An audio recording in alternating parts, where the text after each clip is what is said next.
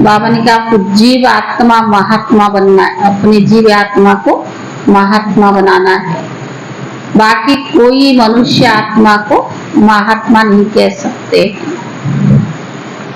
दूसरी बात बाबा ने बताई है, पद किस आधार पर मिलता है? पद कैसे मिलेगी? पढ़ाई भी चाहिए और याद भी चाहिए। पर बाबा आजकल कई दिनों से खास पढ़ाई पर जोर दे रहा है कि बिगर पढ़ाई के पद नहीं मिल सकता है।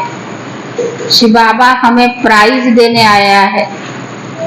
बाबा ने कहा कि प्रजा बनना कोई प्राइज थोड़ी है।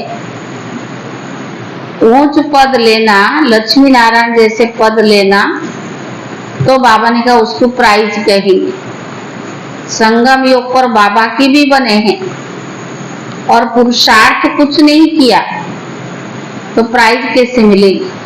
दास दासी तो सभी बनेंगे ना, तो सभी को बाबा थोड़ी प्राइज देगा।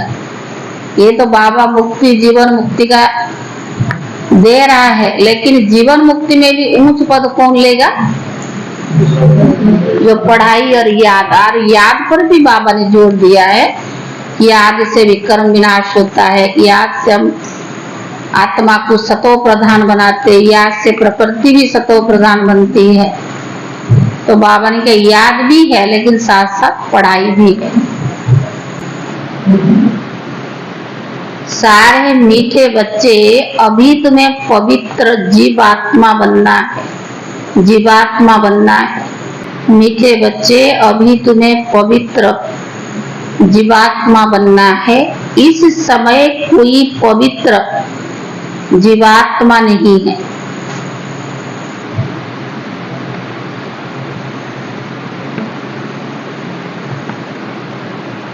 इसीलिए अपने को महात्मा भी नहीं कहला सकते। इसीलिए अपने को महात्मा भी नहीं कहला सकते। प्रश्न है, सतयोगी राजाई का इनाम किन बच्चों को प्राप्त होता है?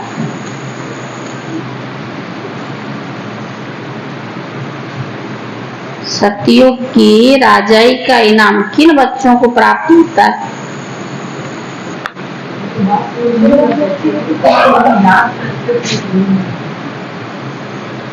उत्तर है जो श्रीमत पर याद की रेस में नंबर 1 जाते हैं। जो श्रीमत पर याद की रेस में नंबर 1 जाते हैं, उन्हें ही राजाई का इनाम मिलता है। उन्हें ही राजाई का इनाम मिलता है। तीखी रेस होगी तो रजिस्टर में नाम अच्छा होगा।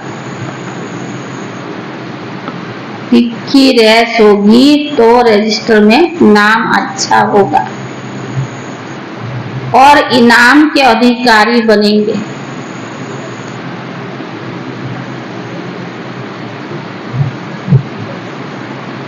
तुम बच्चे दुरादेसी बन बड़ी दूर की रेस करते। तुम बच्चे दुरादेसी बन बड़ी दूर की रेस करते हो। 1 सेकंड में निशाना तक यानी परमधाम तक पहुंच, 1 सेकंड में निशाना तक यानी परमधाम तक पहुंच वापस लौट कर आते हो।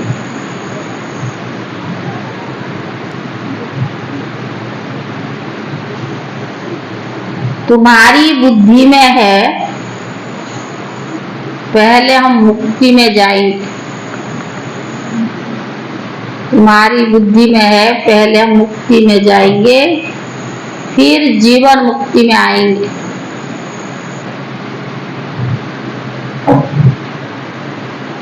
तुम्हारे जैसी रेस और कोई कर ही नहीं सकता। तुम्हारी जैसी रेस और कोई कर ही नहीं सकता।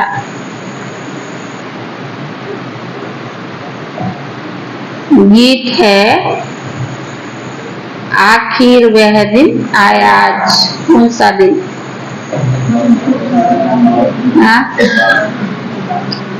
आधा कलप भगवान को ढूंढा, तीर्थ यात्रा किया, चारों तरफ फेरी लगाया, फिर भी भगवान नहीं मिला। लेकिन भगवान भी अपने समय पर मिलता है ना, सबको नहीं मिलता है। हम कितने भाग्यशाली है, अब भी दुनिया भगवान को ढूंढ रही है, पर बाबा हम बच्चों को मिला है। खुद बाबा हम बच्चों को ढूंढा है, तो कितनी भाग्यशाली। तो बाबा ने आखिर वो दिन आया आज। ओम शांति। ये कौन जानते कि आखिर वह दिन आया आज? बच्चे जानते हैं। बाबा ने कहा बच्चे जानते आखिर वह दिन आया आज। तो हम बाबा के सन्मुख हुए हैं। आत्मा कहते शरीर द्वारा। तो बाबा ने कहा अभी तुम बैठे हो, जानते हो हम आत्माएं अभी परमात्मा के सन्मुख बैठी है। बराबर 5000 वर्ष पहले भी हम जीव आत्माएं यानी जीव की आत्माएं परमात्मा के सन्मुख मिली थी। आत्मा कहती है मेरा ये शरीर है। शरीर नहीं कहेगा कि मेरी आत्मा है। ये आत्मा में ही तो सारी है ना। अगर शरीर में आत्मा नहीं तो शरीर उस काम का नहीं। तो बाबा ने कहा बराबर 5000 वर्ष पहले भी हम आत्माएं यानी जीव की आत्माएं परमात्मा के सन्मुख मिली थी। हम आत्माओं का बाप आखिर आया आज।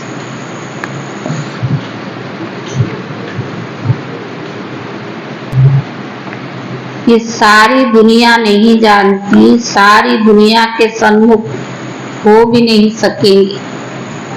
तुम बच्चों को भी नंबरवार पुरुषार्थ अनुसार निश्चय है। पहले तो आत्म निश्चय करते हैं, फिर निश्चय करते हमारा बाप फिर से आया हुआ है। पहले तो आत्मा निश्चय करते हैं ना। तुम समझते होंगे ऐसे सब निश्चय करते हैं, परंतु ऐसे है नहीं।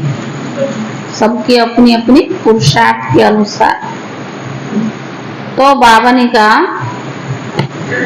नंबरवार पुरुषार्थ अनुसार तुम बच्चों को भी नंबरवार पुरुषार्थ अनुसार निश्चय है। पहले तो बाबा ने कहा सब निश्चय करते, परंतु ऐसे भी नहीं। यह ऐसा विचित्र है जो घड़ी घड़ी भूल जाता है। बाबा रोज स्मृति दिलाता है, कल भी परसों भी हर मुरली में बाबा नशा चढ़ाता, पर अपनी नशा तो अपनी घूट तो नशा चढ़े। कोई कह करके किससे करवा नहीं सकते। जब तक आपको अंदर से उमंग उल्लास वो भावना नहीं जागृत होगी आप नहीं कर सकते। कहेंगे भी ना थोड़ा कर लिया फिर बैठ गए, वो नहीं होगा। लेकिन अपने आप को जो भावना बस करते हैं उसका प्राप्ति अलग होता है। तो बाबा ने कहा हम आत्मा है, परमात्मा के सन्मुख है, ये भूल जाते हैं। यह तो दुनिया भी जानती है कि पतित जीव आत्माओं को पावन बनाने परम पिता परमात्मा आते हैं। जीव आत्माएं आत्माओं को पवित्र बनाने के लिए नहीं आती। सभी जीव आत्माएं हैं, परमात्मा एक ही है। उनको जीव नहीं कहेंगे क्योंकि उनको कोई स्थूल या सक्षम शरीर नहीं है। ये बाप बैठ समझाते हैं। तुम जो भी नामधारी देखते हो, ब्रह्मा विष्णु शंकर का चित्र देखते हो, वे सूक्ष्म बर्तन में रहते हैं। यह भी सूक्ष्म जीव आत्मा ठहरे। ये बड़ी समझने की बातें हैं। मनुष्य तो भले कहते फलाना महात्मा है, परंतु पति दुनिया में महात्मा आया कहाँ सकते हैं। यहाँ कोई सुप्रीम पावन हो ना सके।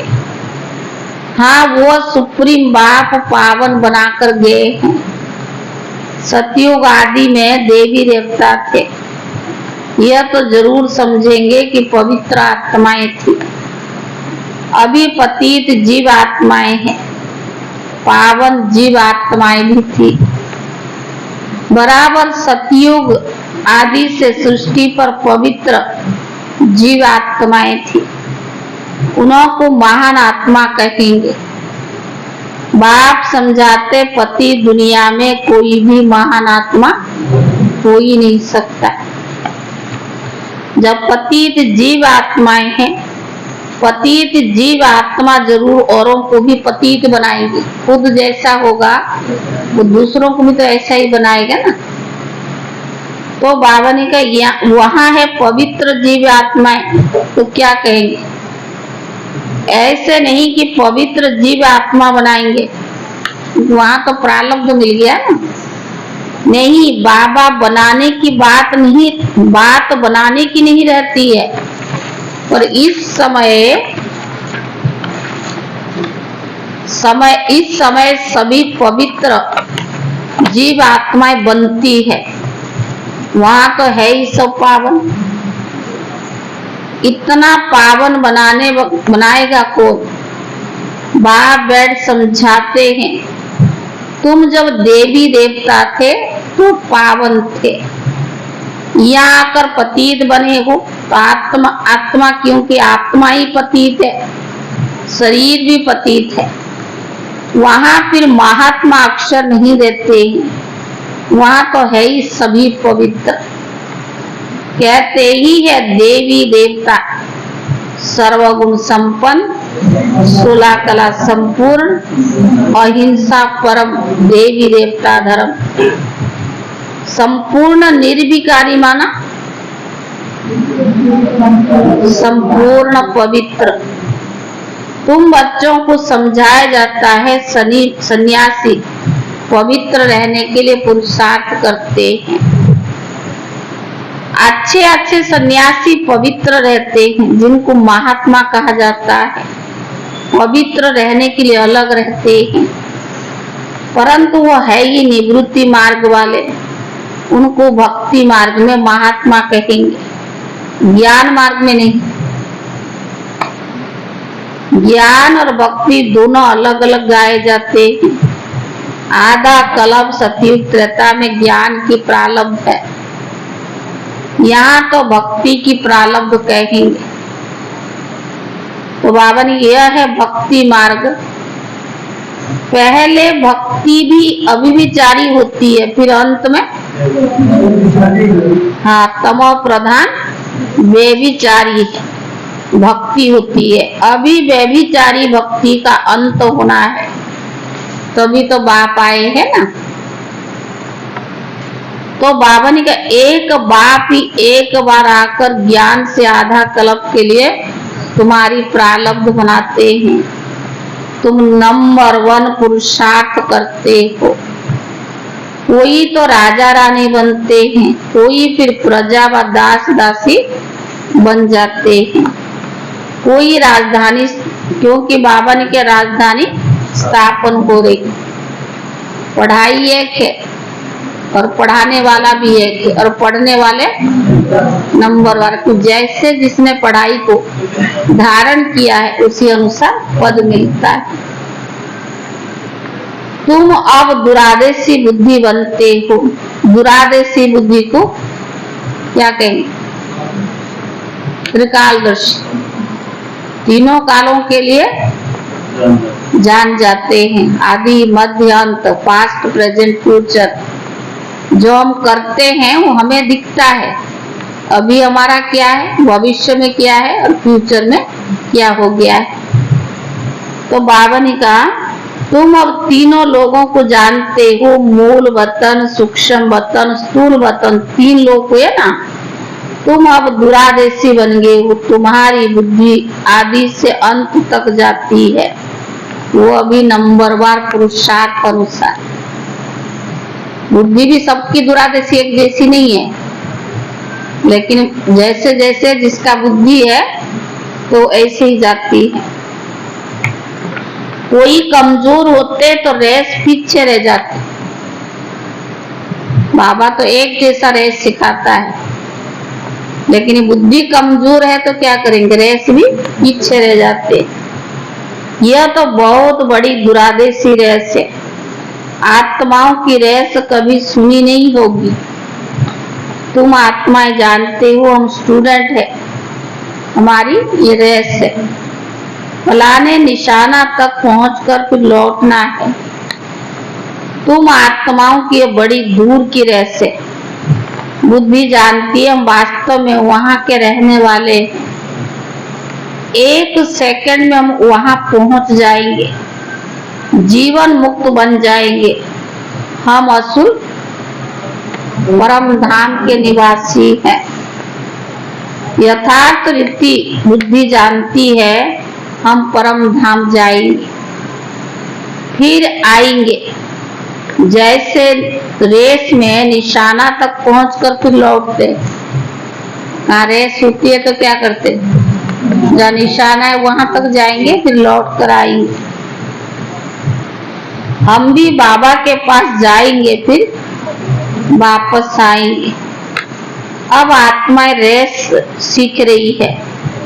तुम सबको कहते हो मनमनाभव, बुद्धि का योग अपने बाप से और परम धाम से रखे, जहां तुम अशरीर रहते हो। यह तुम्हारी सिर्फ बुद्धि में है। यथार्थ रीति है ना, तीनों काल तीनों लोगों की नॉलेज तुम्हारी बुद्धि में।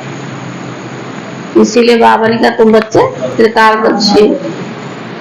84 जन्मों का ज्ञान और कोई में नहीं हो सकता। तुम जानते हो हमको इस छीछी दुनिया से, छीछी शरीर से मुक्त होकर जाना है। बस हम जा रही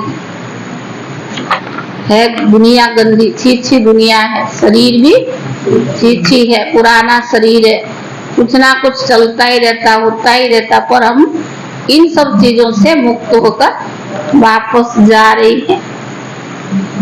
हम जा रही है। बाबा रोज रेस सिखलाते। तुम्हारी रेस अविनाशी है। बाप को जितना जास्ती याद करेंगे उतना, बाबा को जितना जास्ती याद करेंगे उतना क्या होगा, उतना तुम्हारा रजिस्टर में नाम अच्छा रहेगा। कहेंगे इनकी बुद्धि की यात्रा बहुत तीखी। बाबा तो जानता ना कि मजबूरी से चलते, मजबूरी से करते, और कोई बिना कहे बाबा जितना समझाता तुरंत तो उस बात को टच कर लेते और अपनी बुद्धि का दौड़ रेस तेज कर लेते। तो बाबा के पास तो पहुंचता है ना।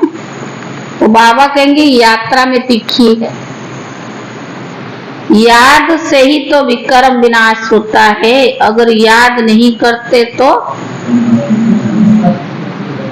अगर बाबा रोज समझा रहा आजकल याद और पढ़ाई, अगर याद नहीं करेंगे तो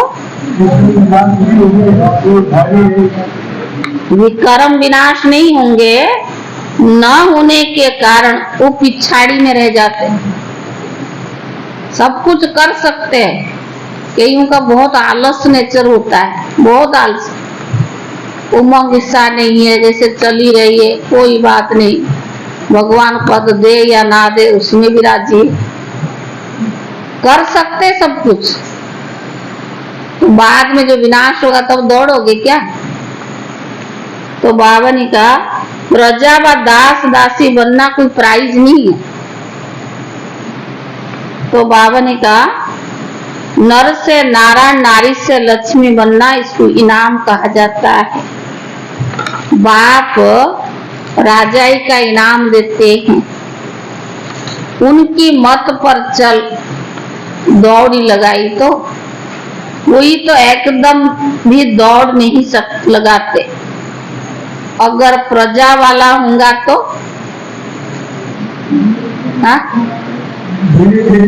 धीरे धीरे चलेगा, कोई बात नहीं, कौन देख रहा है। तो बाबा ने कहा बिल्कुल कम दर्जा पा लेंगे। यहाँ रहने वाले भी होंगे तभी राजाई में बहुत कम पद पाएंगे। ये मत सोचो भगवान के घर में रह के भी क्या क्या कर्म करते हैं, याद कहाँ करते, बल्कि हम देखते हैं घरों में रहने वाले यज्ञ भी मदद करते, घर को भी चलाते, उनकी भावना इतनी अच्छी होती है, सेवाएं भी करते। सच में कहावत है, सागर के पास में रहने वाले सागर की महत्व को भूल जाते। भगवान ना जाने क्या क्या, लेकिन वो रह करके और आलसी हो जाते।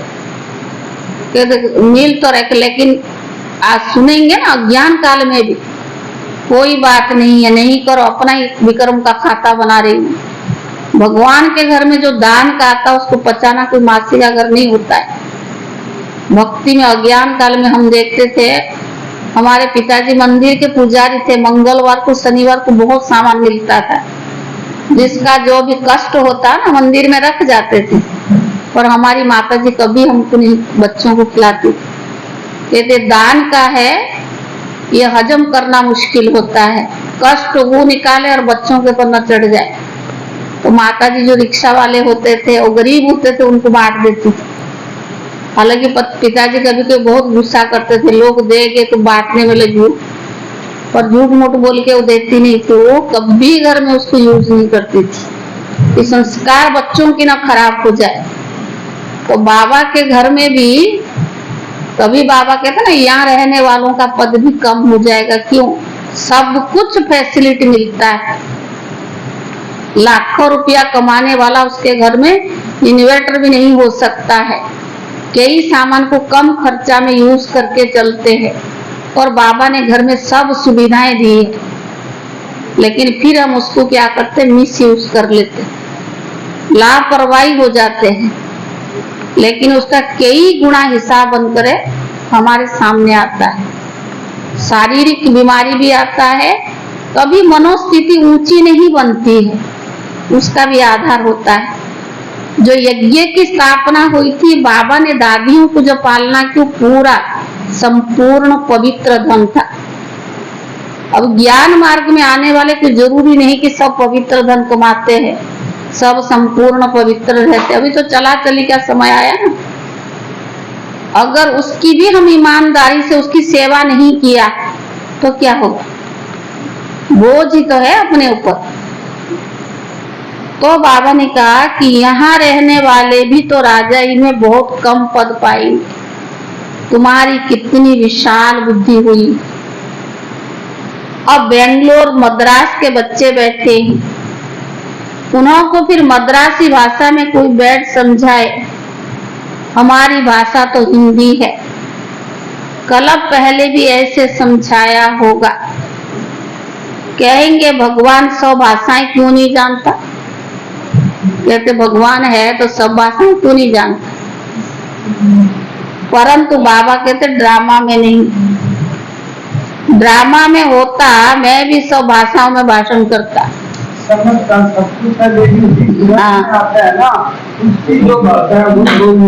सिंधी, हिंदी, इंग्लिश, यानी बाबा ने कहा वो भाषा राष्ट्र भाषा हिंदी है ना, हर कोई समझता है। हाँ, वो भी तो सिंधी है, हिंदी जानते, हिंदी राष्ट्र भाषा है ना। सब कल आजकल टीवी में कोई और भाषा थोड़ा आता होगा, पर सारा हिंदी में आता है, कोई समझते लोग इस बात को। तो बाबा ने कहा भाषाएं क्यों नहीं जानते, परंतु ड्रामा में नहीं, ड्रामा में होता तो सब भाषाओं में भाषण करता। समझो भिन्न भिन्न भाषाओं वाले बैठे, तो क्या हम सब भाषाओं में बैठकर बोलूंगा? ये तो हो ही नहीं सकता। एक दो को भी कहाँ तक सुनाएंगे, तो घमसान हो जाए।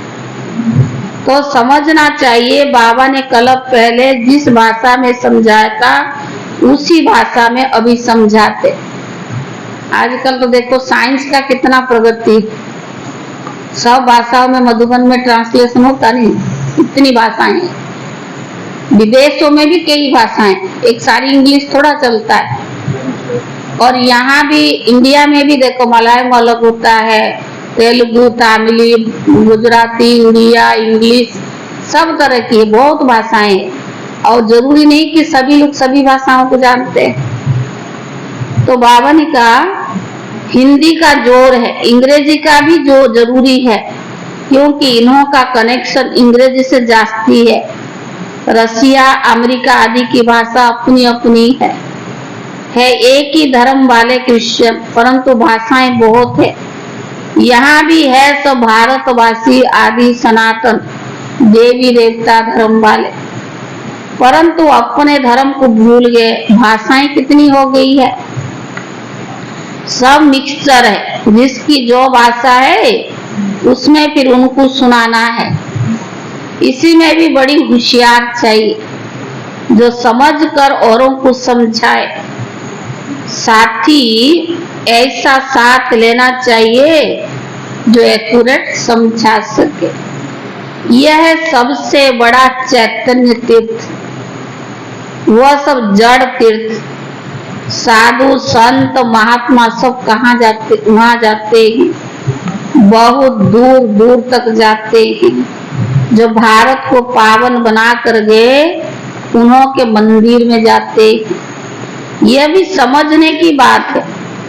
बाबा कहते झाड़ की टाल टालियां पत्ते, उसका विस्तार कितना समझाएं। तुम समझ गए हो। यह छोटे छोटे टाल टालियां हैं, टाली में भी कितने पत्ते होंगे। अथाह मठ पंथ है, तुम्हारा थ्रू तो कितना बड़ा होना चाहिए, कितने पत्ते होने चाहिए। आदि सनातन देवी देवता धर्म सतयुग से लेकर चला आया है। तो हिंदू कहलाने लगे, परंतु हिंदू भी नहीं रहे हैं, वो भी और धर्म में कन्वर्ट हो गए। यह कल्प वृक्ष शुरू में आदि सनातन देवी देवता धर्म वाले थे। हिंदू कहलाने वाले भी वास्तव में आदि सनातन देवी देवता धर्म के हैं, परंतु कन्वर्ट हो गए हैं। बाबा कहते मैं फिर से आकर उसी देवी देवता कहलाने वाले धर्म की स्थापना करता हूँ। जो कन्वर्ट हो गए हैं वही फिर से आकर वर्षा लेंगे। जब देवी देवता कहलाने वाला एक भी नहीं रहता, तभी बाप आते हैं, आकर समझाते हैं। तुम्हारे जड़ यादगार खड़े हैं। क्राइस्ट आते तो उनकी धर्म की चर्चा आदि होती नहीं। यहाँ तो अभी भी देवताओं के मंदिर आदि निशानी है। तुम्हारा जब राज्य होगा तो क्राइस्ट आदि का नाम निशान नहीं होगा। यहाँ तो सभी का नाम निशान। तुम जानते हो क्राइस्ट कब आया, क्रिश्चियन धर्म कैसे स्थापन हुआ। क्राइस्ट अब किस शरीर में होगा, जरूर पति शरीर में ही तो होगा। खुद तो पावन था, तुम बच्चों की बुद्धि में सारा ज्ञान है, तुमको दुरादेशी बनाया। बाबा ने ज्ञान देकर हमें त्रिकालदर्शी दुरादेशी बनाया है। हम आत्माएं कहाँ रहती है, कहाँ से आती है, ये किसको पता नहीं। रहने के स्थान को मान लिया है। वास्तव में आत्मा झूठी बनने से काया भी झूठी बन जाती है। साधु लोग कह देते हैं ना, झूठी माया, झूठी काया, झूठा सारा संसार। बाकी आत्मा तो निर्लिप्त है, अपने मतलब की बात कह देते। ऐसे क्यों नहीं कहते झूठी आत्मा, झूठी आत्मा की काया।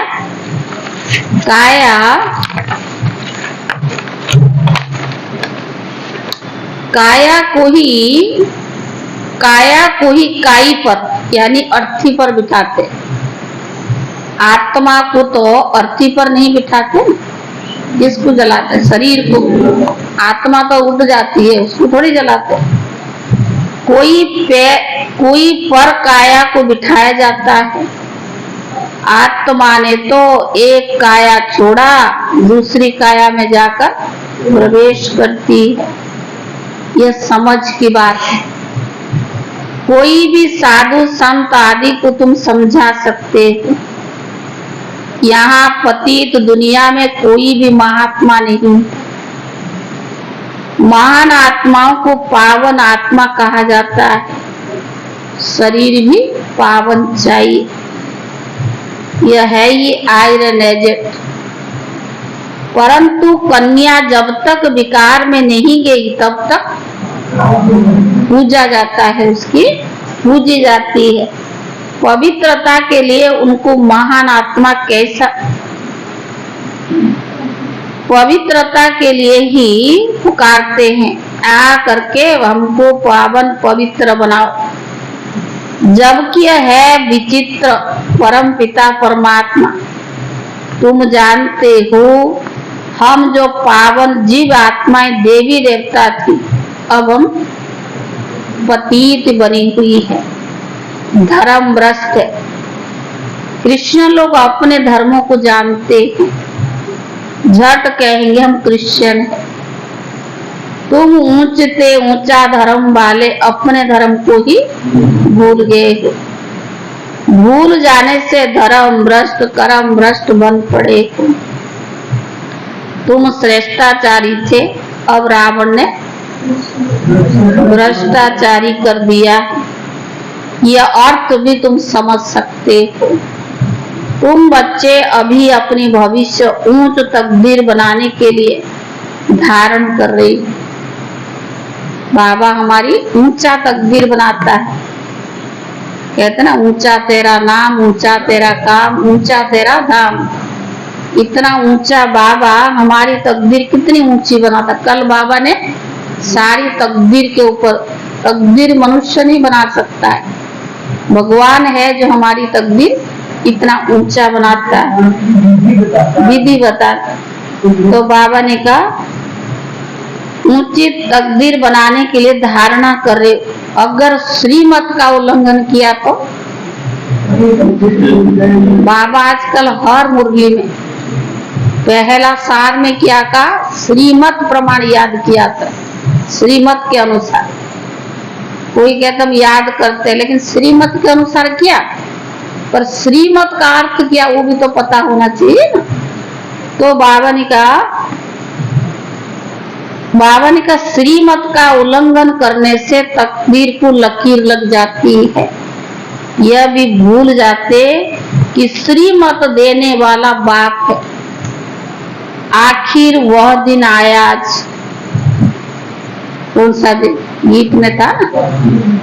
तुम जानते हो, सभी एक्यूरेट नहीं जानते हैं, पर अंत में जानेंगे जब पूरे समझ जाएंगे। अभी तो घड़ी घड़ी भूल जाते। मुश्किल कोई है जो सच बतलाता है, छुपाएंगे सच बतलाएंगे नहीं। कोई है तो सच बतलाते हैं। झूठ बोलने में तो देरी नहीं करते। कोई बात छुपानी होगा ना, पता नहीं कहां से कैसे उसको ढक देते, समझ ही नहीं आता। तो कोई भी बात बोलना होगा, झूठ बोलने में देरी नहीं करते। माया अच्छे अच्छे रुस्तम बच्चों को थप्पड़ लगा देती है।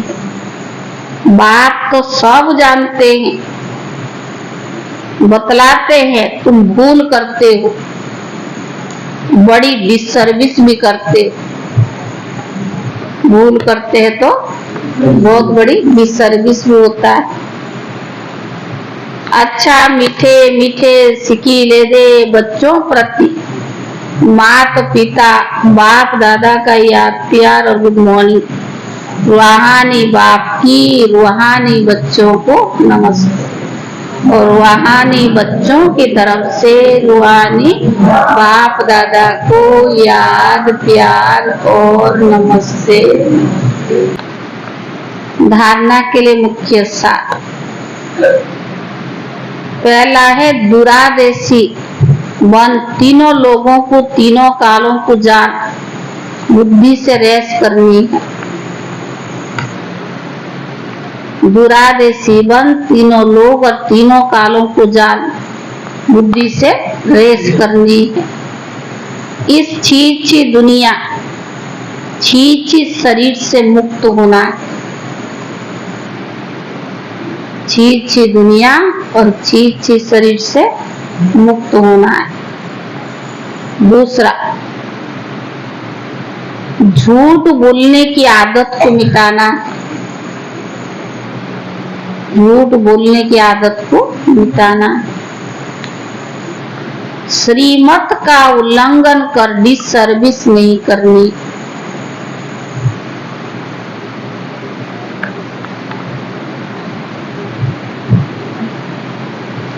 वरदान,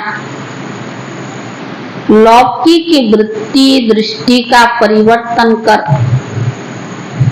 लौकिक की वृत्ति दृष्टि का परिवर्तन कर अलौकिकता का अनुभव करने वाले ज्ञानी तो आत्मा भव। लौकिक वृत्ति दृष्टि का परिवर्तन कर अलौकिकता का अनुभव करने वाले ज्ञानी तो आत्मा भव। लौकिक संबंध में रहते हद के संबंधों को न देख, आत्मा को देख। लौकिक संबंध में रहते हद के संबंधों को न देख, आत्मा को देखो। आत्मा देखने से या तो खुशी होगी या तो रहम आएगी। आत्मा देखने से या तो खुशी होगी या तो रहम आएगी। यह आत्मा बेचारी परवश है, अज्ञान है। ये आत्मा बेचारी परवश से अज्ञान में है, अनजान है। मैं ज्ञानवान आत्मा हूं।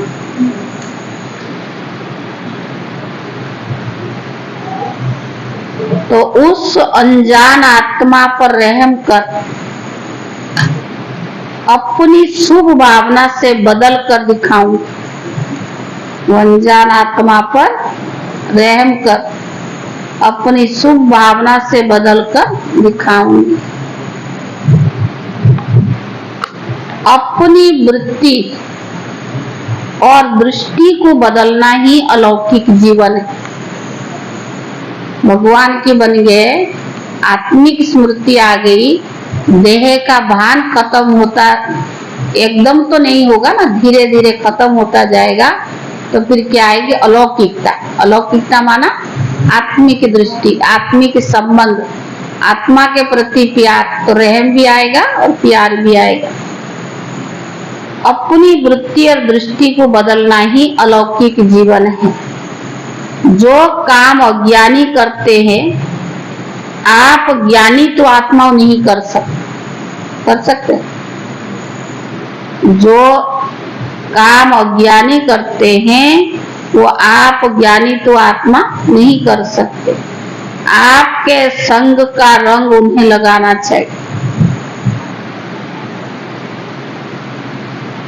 स्लोगन, अपनी श्रेष्ठ कर्म से विश्व पिता का नाम वाला करना ही विश्व कल्याणकारी बनना है।